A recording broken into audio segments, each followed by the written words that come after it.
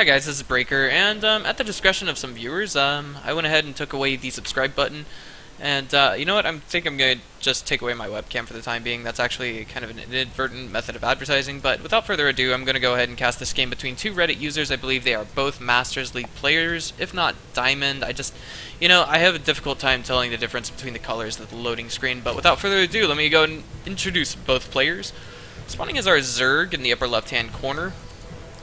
I give you SCS stuzh, or stuzh, or stuzh. Is that his first name and his last name? If it's his last name, then I'm inclined to say it could be Zhang, but that's probably just from me studying too much Chinese. And in the upper right hand corner, spawning is our Protoss in the blue trunks. Let's go ahead and introduce him. He is EternityYosh. Oopsie, and I hit the wrong button there. Apparently the map that we are on right now is known as Star Station, I want to say. You know, I really should have paid attention to the loading screen, but of course you got to get these. I don't know, the way I typically memorize some map names is through just loading them a lot and taking them as they come. But here we go, we got a probe coming in from there we go, Yosh, and basically he put a probe into yellow health, or excuse me, not a probe, but a drone into yellow health, and see, that seems to be one of the problems with my casting. I just seem to call things out as just workers are workers to me. I mean, basically they all functionally speaking have the same function, but it's basically the way they take damage and the way they compensate for it that really sets them apart in the early game. And of course it looks like we have Yosh just being annoying. Going ahead and throwing down that forward pylon without even so much as seeing a drone. We do, of course, have the standard spawning pool coming up, and I don't really know too much about these players, but I'm hoping to get to know the StarCraft community better through Reddit. It seems to be a very popular venue. Of course, most of my time spent with SC2 has been mostly through TeamLiquid.net, and this is an interesting opener from Yosh. He's actually going to go for a double gas before Cybernetics Core on a single base. And what on earth is this? There's no Cybernetics Core here. Is this a mistake? Well, here we go. It's going down, and now we have the second going down at what appears to be the third position. Now, the one thing that I do know a double gas can lead into... Excuse me, let me go and do this. I don't know, I gotta get this down as reflex.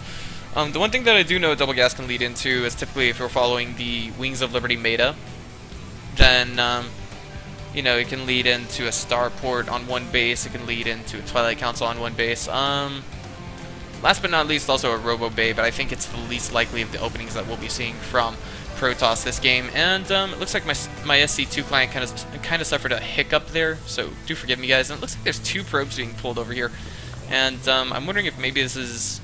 I'm thinking this is not so much to destroy the hatch, of course, that's basically obvious, but rather maybe to just confuse the heck out of Stu here. I'm just going to call him Stu, it seems to fit better with him. And of course the Lings are going to come out and kill the pylon, then directly go to the third. In Stu's position, I myself would be a little more, what's the word I'm looking for?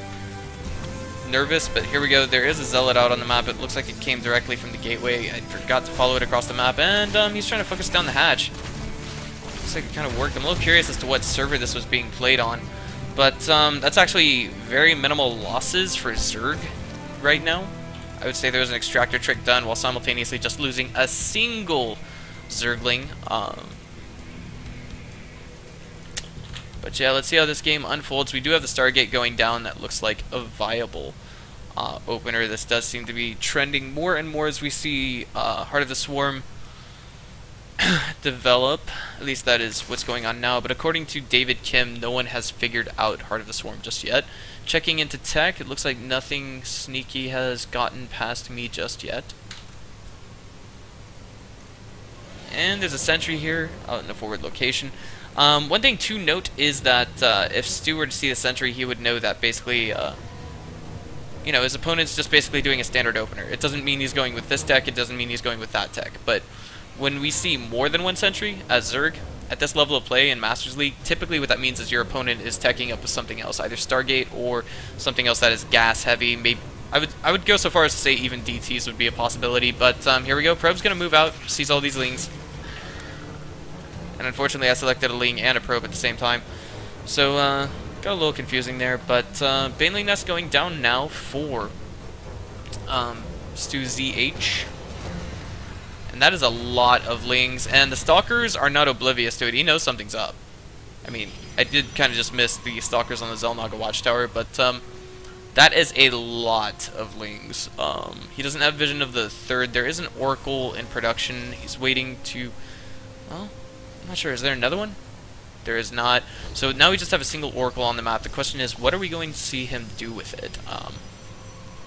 Well, he's going to have to do something quick, because he is going to have to deal with these Lings, and Oracles do get a buff against anything light, so I'm thinking he could use this defensively, and he would probably be okay. Not as effective as, say, AoE, but it looks like the Lings are slowly but steadily getting in. The force fields have been basically burnt on all except for one sentry, and it looks like we got the Forge getting low. And my god, Yosh barely holds here, but you know, there's a Baneling Nest, and Banelings are now in production. Second Oracle is out and on the way. Now, one thing that I do want to hold on, second Oracle? No, there's just one. Second Oracle is just on the way, and I do want to highlight that if Stu does not kill his opponent here, he's in a lot of trouble, because these two Oracles will be able to do a lot of damage. And here we go, the Lings are in. I'm a little curious to see just how this pans out. Everything exciting is going on right here, right now. There's only 2 gateways as far as I know. There's actually a third one in the main. I did forget that. And it looks like we see Stu in a lot of trouble. And now here the Oracle is coming back to kind of hold defensively along with a second Oracle. They're both actually doing quite well, getting a lot of Ling kills, and it looks like the Lings are not actually going to get to the main. Force field going down, and a beautiful hold by Yosh. Now, let's check and see just how devastating this is to Zerg. He's actually at 18 workers as opposed to 32, because he is going all in with this attack. We see nothing but Lings in production right now. He's trying to focus down the Nexus, but of course there are 2 Oracles up here. One of them is out of energy, can't shoot, and it looks like we saw a couple of probes fall there, but it's okay, because we still see that even if Stu loses his Nexus, he can just re-expo, and he's got the worker count to compensate for what his opponent is doing right now. His opponent is just non-stop throwing away Lings. There's a lot of Zealots in production, and an Oracle out here. So there we go. It looks like he's barely holding off this attack. And we now have a total of 3 Oracles out on the map, and 10 more Lings are in production. But I mean, as the Oracle count goes up, and as the energy gets restored on these Oracles, we'll see more and more damage done to more and more Lings at a time, which means we're going to see less effective attacks slowly but surely. Surround on the sentry, but unfortunately a force field does go down, and that's going to do Stu a lot of damage to his army supply. And if we just get a look at this right now, we can see that it's slowly going up for Protoss. So this all-in from Stu is actually epically failing. He needs to really, really, really focus on droning up and expoing behind this. He does know that his opponent has Oracles.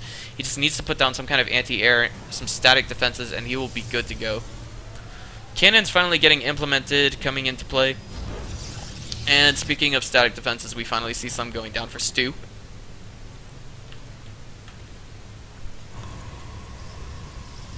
Alright, now let's get a look and see just what kind of infrastructure our Protoss has. He's got 3 Oracles, he has 1 Stargate, 3 Warp Gates, 4 Warp Gates, 5 Warp Gates, and altogether he has 3 Oracles with 1 more in production, so he's going to be able to do a lot of damage at his opponent, at his opponent's main and natural in just a few moments, as soon as the energy gets recharged on these, and as soon as he is comfortable enough to move out.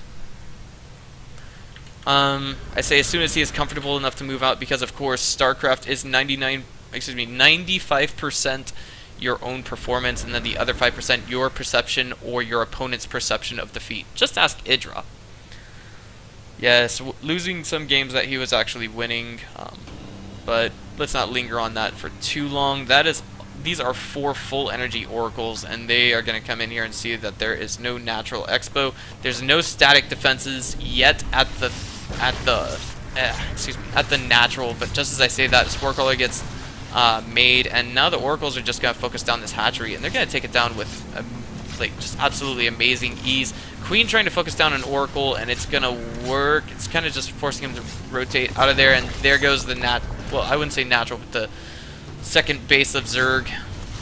Pardon me, I did make a misclick, and Queen was floating a lot of energy while simultaneously floating creep, and this just isn't gonna work out for Stu. He's on one base production. He does have his worker count is not the best right now, but soon we're going to see EternityYosh with enough forces and enough income to comfortably move out, and he's tacking on a bunch of pylons to really gauge this assault, if you will. Really supplement his assault, make sure he's got enough supply, things of that nature. He's getting ready to move out. You don't see 3 pylons getting thrown down just for the sake of probes getting cranked out, and now we do have 2 robotics facilities on the way. I'm a little curious as to what he's gonna do with this. Is it a double Colossi build? This is something that we haven't seen since basically the beginning of Wings of Liberty, when double immortal production was popular against Zerg roaches in high numbers. Of course, the Oracle's coming back in here, and they're probably, I don't know. I don't know if there's enough energy to get a prevent on this third, but of course the Hydras are coming into the mix as well. The Oracles barely kill it, and now it looks like they are out of energy-ish. Yes, and there's only one attacking the hatch right now. Of course, it was cancelled. Oh my God, Stu! If you had just paid attention to the Oracles, you would see that they are all out of energy and they cannot attack.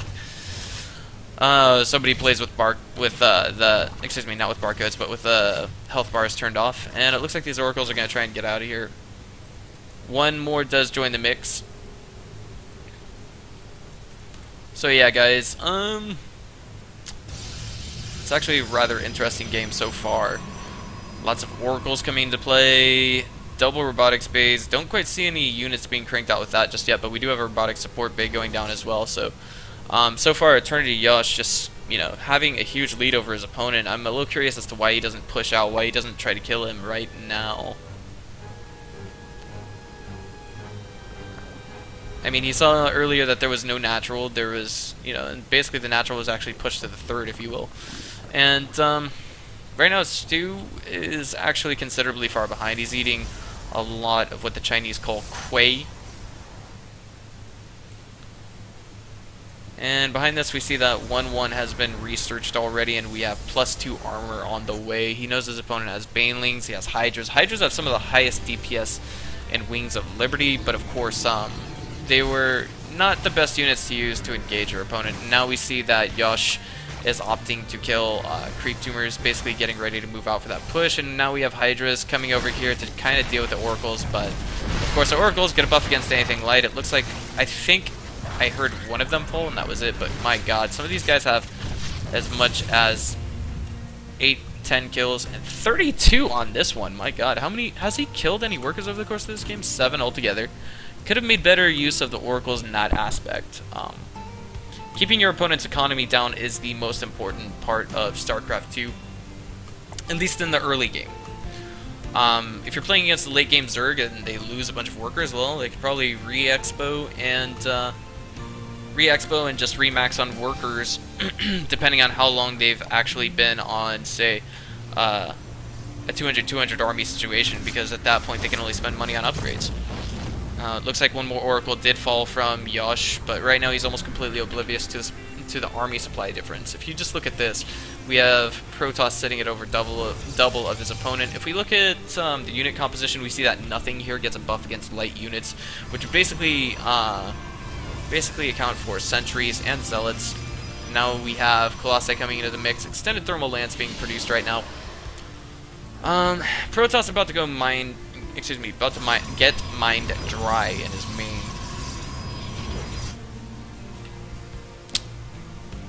Alright, and so far so good. We have muscular augments and research for Zerg, and a spore crawler going down here, just making sure that maybe, I don't know, a warp prism and some oracles can't really come in here and do damage. And here we go. It looks like Yosh has elected to move out.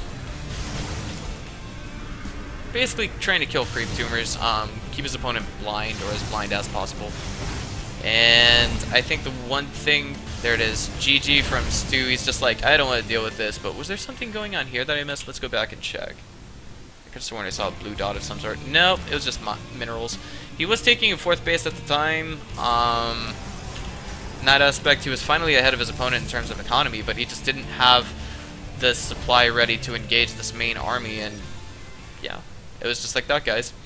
So, if you guys liked what you saw, just go ahead and click on the subscribe button to my channel. This has been Breaker. I will see you guys next time.